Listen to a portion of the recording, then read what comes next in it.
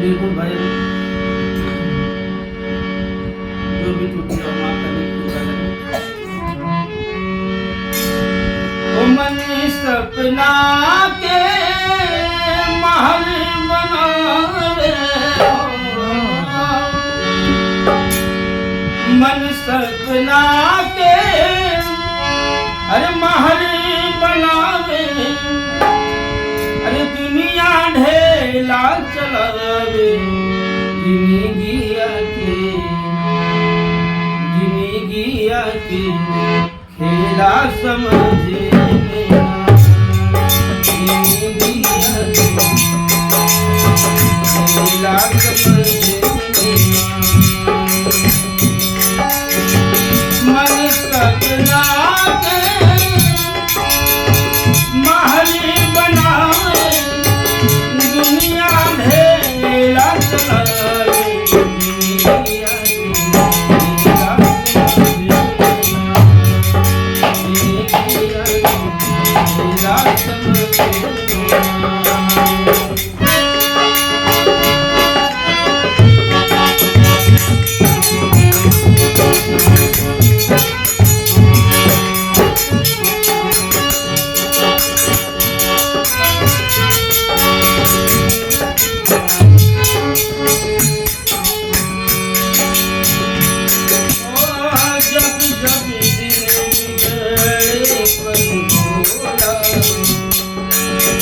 जब जब केहू रोक न पावे हो, जब जब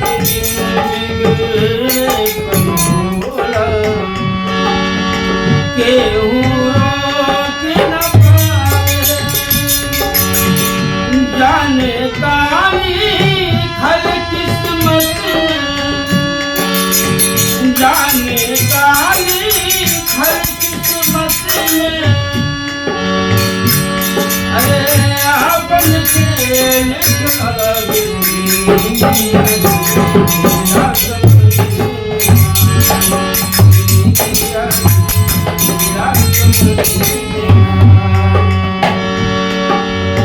समय है सारी समय हसाए, समय ही नाच नचावे हो,